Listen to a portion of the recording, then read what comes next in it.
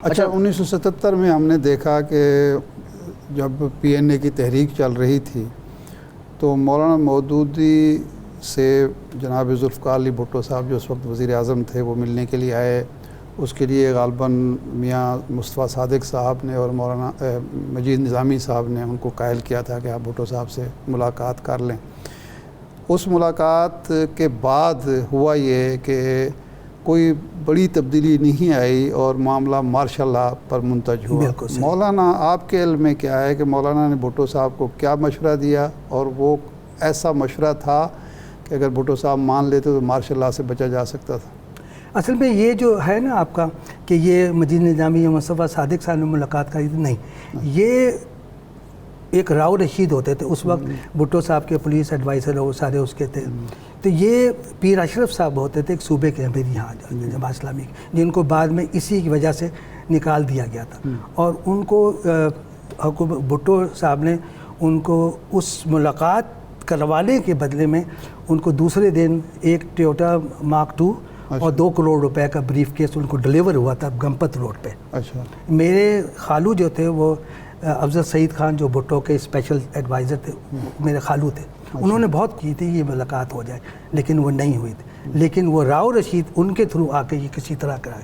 تو بھٹو صاحب جب آئے تھے تو وہ ایک کاغذ اپنے لائے تھے جو انہوں نے جیب سے نکال کے ہمارے والد کو دیا تھا اور ایک کم دیا تھا کہ آپ جو اس پہ لکھیں گے مجھے منظور ہے. تو اس پہ ہمارے والد نے کہا تھا کہ میں نے مجید نظامی صاحب کے کہنے پہ آپ کو 9 پوائنٹس دیے تھے. جب یہ سارے ہو رہے تھے اس وقت انہوں نے اب ان سے مشورہ مانگا تھا کہ اس کو کیسے حل کرے. اچھا.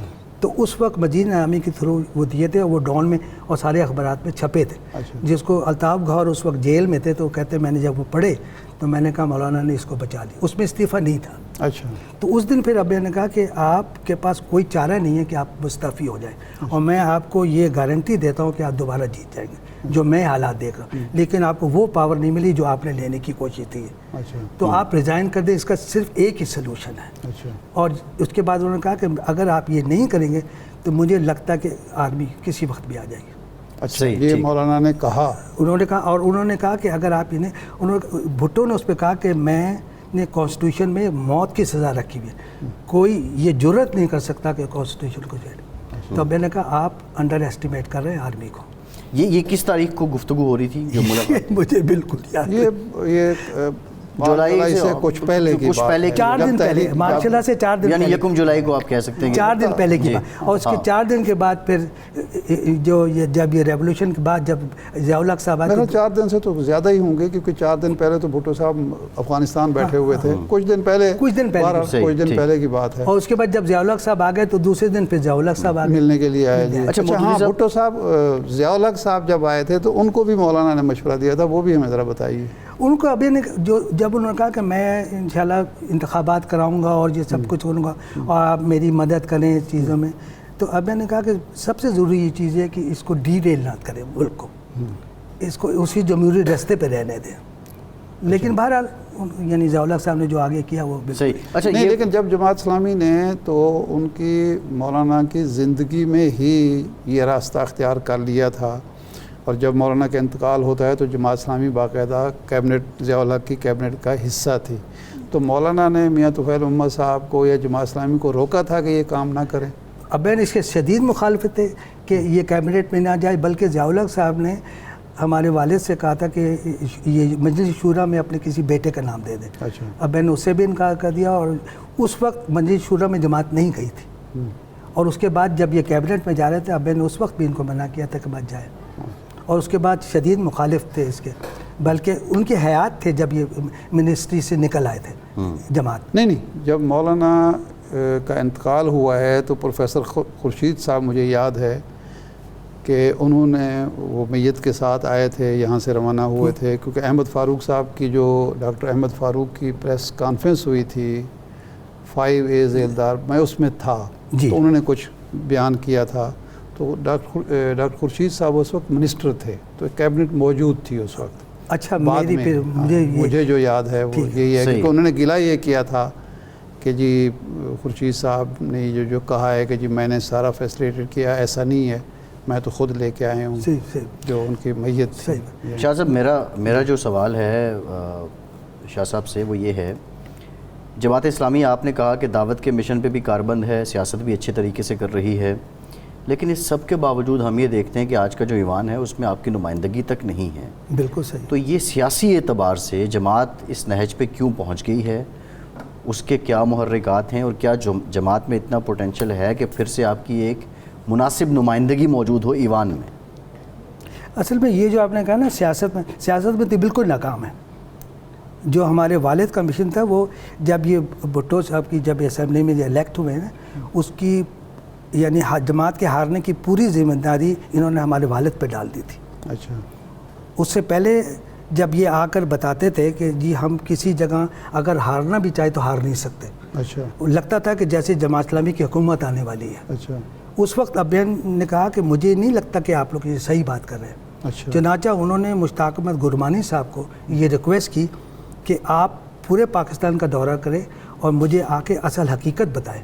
تو انہوں نے پھر ایسٹ پاکستان اور ویسٹ پاکستان سارا دورہ خود کیا اور انہوں نے آ کے کہا کہ مولانا یہ سب غلط باتیں آپ کو کر رہے ہیں. وہ سیاسی آدمی تھے, انہوں نے ہمیشہ الیکشن لڑا, تو انہوں نے کہا کہ آپ کی 4 سیٹیں ایسٹ پاکستان سے, 3 سیٹیں آپ کے کراچی سے, دیو کی سیٹ آپ کی ہے جو صاحبزادہ صفی اللہ کی, اور وہ جو ڈی جی خان میں جو تھے ڈاکٹر نذیر صاحب کی سیٹ بھی ان کی سیٹ, جماعت کی سیٹ نہیں ہے. اچھا. تو یہ کہیں سے تو اچھا یہ اب 70 کے الیکشن کی بات ہو ہی گئی ہے, بات صاحب اس طرف لے گئے ہیں.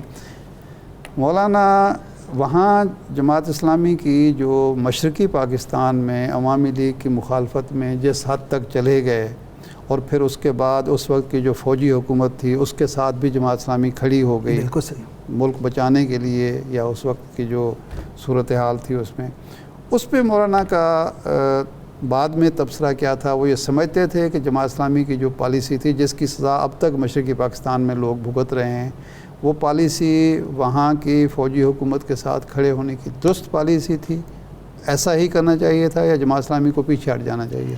اس وقت یہ ایک مجبوری تھی جس کے تحت یہ ہوا تھا.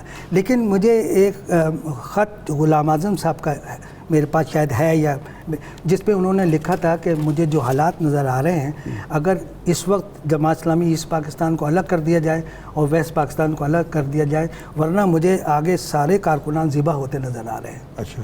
اس پہ ہمارے والد نے جواب لکھا تھا کہ اس کے بہت برے اثرات ایسٹ یعنی ویسٹ پاکستان میں پڑیں گے. اچھا. تو یہ مجبوری کے تحت یہ فیصلہ ہوا تھا. اچھا. کوئی چارہ نہیں تھا اس وقت اس کے سوا. اچھا یہ 5A ذیلدار پارک, 5A ذیلدار پارک مشہور زمانہ آپ کا گھر تھا, اس وقت وہ کس کے پاس ہے؟ آپ بھائیوں میں سے وہ تقسیم ہو گیا, کیا صورت ہے؟ کیونکہ ہمیں تو ابھی اصل میں یہ جو 5A ذیلدار پارک ہے, اصل میں ہم لوگوں کے بہن بھائیوں میں اختلاف کا جماعت اسلامی نے پوری طرح فائدہ اٹھایا. اب مکمل قبضہ ان لوگوں کا ہے, بلکہ اب انہوں نے اس میں سے ہمارے والد اور والدہ کا نام تک مٹا دیا ہے. کھرچ دیا جس کو کہتے ہیں نا, ساری دیواریں چینج کر دی, پورا گھر.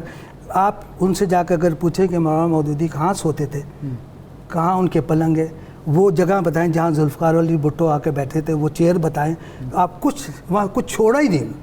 باہر جو میں نے پلر پہ نفیس الرقم ایک بہت بڑے کاتب, ان سے وہ لکھوا کے میں نے براس پلیٹیں بنوائی تھیں, وہ بھی اٹھا کے انہوں نے پھینک دی کوڑے میں.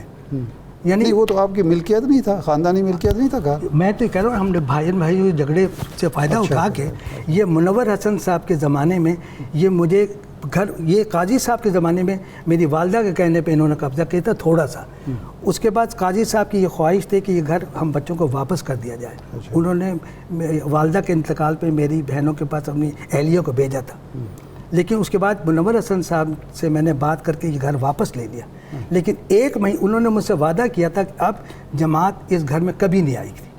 میں نے ان سے کہا کہ اگر یہ کل میرا کوئی بھائی آپ کے پاس آئے کہ یہ ہم سے لے لو, انہوں نے کہا ہم ان سے بات بھی نہیں کریں گے, بلکہ انہوں نے کہا اگر آپ اس کو آکشن میں لے جائیں گے نا تو جماعت اس میں حصہ نہیں لے گی. لیکن یہ وعدہ انہوں نے مجھ سے, لیکن 1 مہینے کے بعد انہوں نے وعدہ توڑ کے اور دوبارہ قبضہ کر لیا.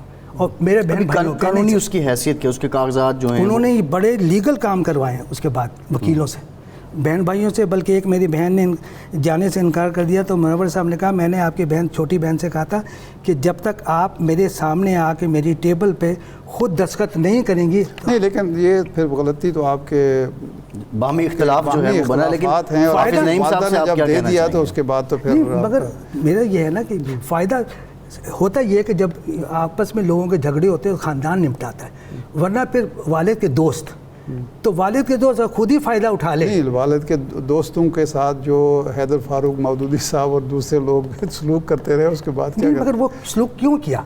وہ اس لیے کیا کہ پہلے قاضی صاحب نے جب قبضہ کیا تو حیدر فاروق اس وقت انڈیا میں تھے، ان کی ایک وہ ہے بہت مرید ہیں سب جگہ، تو وہ اس وقت ان کے گھر پہ قبضہ کیا، ان کا سارا سامان اٹھا کے باہر پھینک. پھر میاں صاحب کو ان کی اہلیہ نے، حیدر فاروق اہلیہ نے ریکویسٹ کی تو انہوں نے پھر رانا علادہ صاحب انتقال، انہوں نے جا کے وہ سارا سامان وہ اس وجہ سے، ورنہ اگر یہ نہ کرتے اس کا دماغ خراب ہے کہ وہ ان کو سب کچھ کرتا نہیں.